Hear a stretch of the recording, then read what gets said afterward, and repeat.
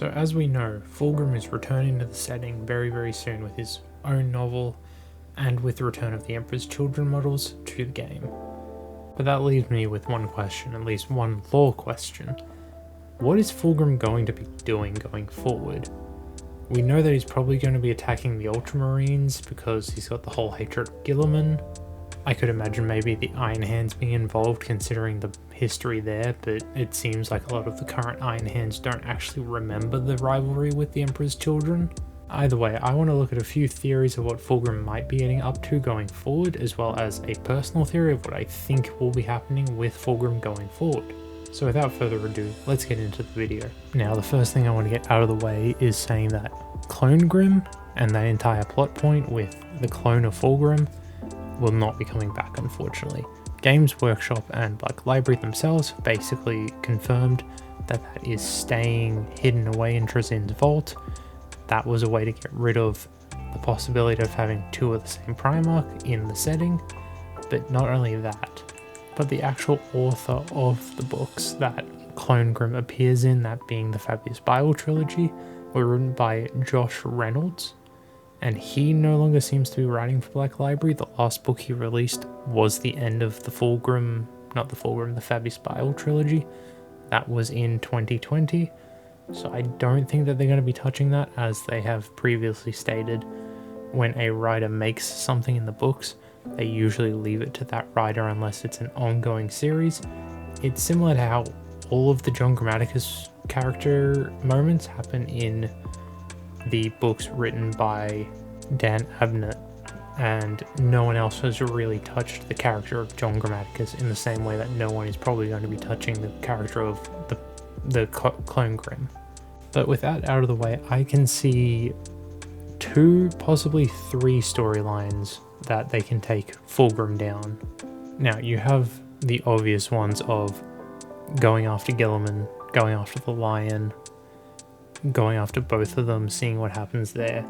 I don't think that's going to be happening for a while. I think both of the Loyalist Primarchs that are currently present in the setting will find out about Fulgrim's return in a massive way, similar to how we had the Plague War series at the re-emergence of Guilliman. However, we've never really seen Fulgrim and the Lion go at it. The one time that we really saw Fulgrim go at it with somebody was really Rogal Dawn during Saturnine, I think it was. And even then, Fulgrim just kind of pissed off because he got a little scratch. But that being said, I just don't believe that they're going to do Primarch v Primarch v Primarch right now. At the very least, I think that if there is going to be a Primarch v Primarch fight, it'll be with a returning Loyalist Primarch, or another theory I have, a returning Primarch who is neither loyal nor traitor. But as I said at the start of the video, I could possibly see the Iron Hands being involved. The Iron Hands haven't been in the lore ever. Like, I'm just gonna let that sink in for a minute. The Iron Hands are very lore light, and they are suffering. They really need some new lore. Not only that, but there's also the case of chapters like the White Scars, where you have the history of Jagatai and Fulgrim not liking each other, and that little you do weird things to your machines or your bikes, and Fulgrim getting pissy when Jagatai roasts him back. That would be pretty interesting, as well as if a Primarch does come back to fight Fulgrim, I do think it would be Jagatai. I think it makes the most sense for him to come back and emerge from the webway somehow. I don't really know how that would work, but that would bring the White Scars back into the setting, which is a chapter that people really want to see, it seems like. They're one of the chapters that have been left behind. The only other possibility for a Loyalist return, I think, would be Vulcan, and the Salamanders getting their little model update and then becoming lore relevant once again. Now, I have been rambling a little bit just about what I think could possibly happen.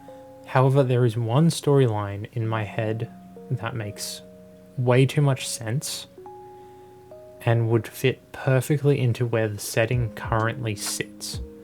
And that would be having Fulgrim get the final Crone Sword that the Eldari need to summon Ynede. No, that was not a pun. but it was funny. You should laugh. Now, you're probably asking, how do I feel or know that Fulgrim would have the Crone Sword? The last we heard of the Crone Swords was that the last one that the Ynnari needed was in the Palace of Slaanesh, which is in the center of the Domain of Slash in the Warp, which is basically impossible for anyone to get to without dying. But there was one interesting thing that I saw or noticed, and a few other people noticed this. When they revealed the new Primarch model for Fulgrim, the Demon Primarch model for 40k, he had the Layer Blade, no, not the Layer Blade, he had his sword that Ferrus Manus made for him. He had a whip, he had an empty hand, and he had a hand with a sword that looked like it was holding a Eldari blade. It's not just any Eldari blade, it very, very closely matches the Crone Swords that we've seen on other models. I'll throw an example on screen now. I personally think that they are looking way too similar to be a coincidence, and I think that it's very, very likely that Slaanesh has given Fulgrim this Crone Sword as kind of an emissary's gift to say, you are bestowed power by me, the god of excess. And so this is how Fulgrim will reform the Emperor's Children to his banner, because if we remember correctly, the current Emperor's Children don't really have a relationship with Fulgrim. You know, Eidolon's kicking around, Lucius is kicking around, Fabius is doing something. Like, he did something in Genefather, which, excellent book by the way, but he isn't really related to the Emperor's Children anymore outside of Geneseed. But this would be a way for them to rally to Fulgrim, and also demons of Slaanesh to rally to Fulgrim, to see this sword and say, you demons must listen to me because your god gave me this. I think that would be a really cool plot point, but not only that, it would solve another issue that GW have, which is the Eldar getting shafted at every single possible moment ever with lore and models. They did just get a bunch of new models, which are really cool, but they haven't had a main series book or any main characters since the return of Guilliman. Like, not even in the Dark Imperium trilogy. They just, before that, like during his little resurrection, he had the Yvraine, fuck me, that's hard to say.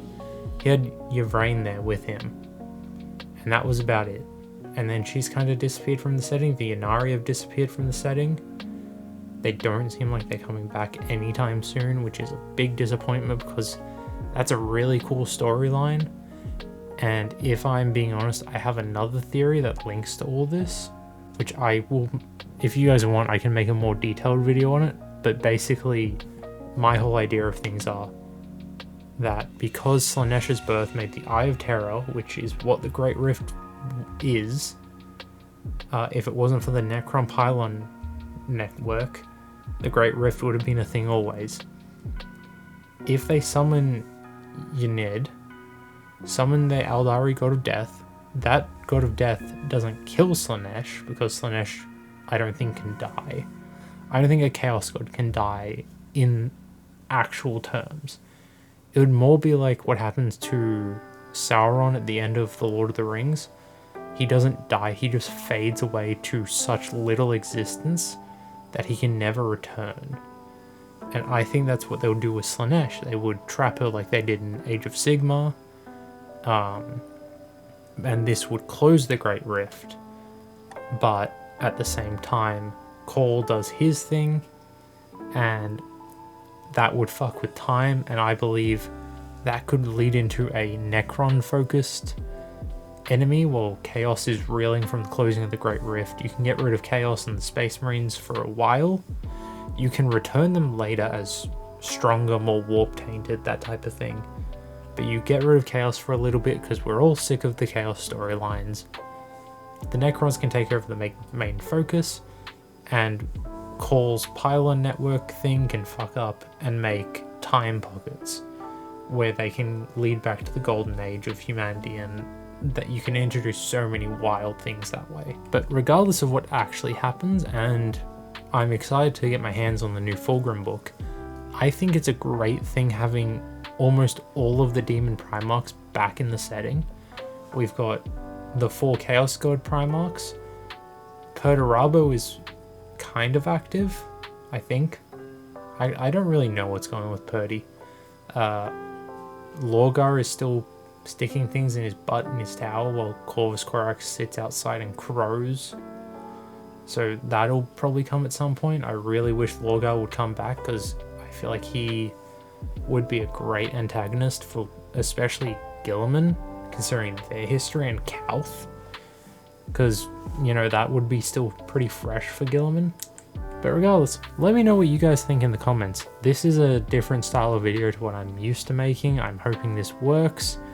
Any tips would be helpful of what you think I could improve on, because even though I have scripted this out and everything, it's still a work in progress and I'm still learning how to do all this stuff properly. Anyway, thank you for watching. I do stream over on Twitch. The link is in the description.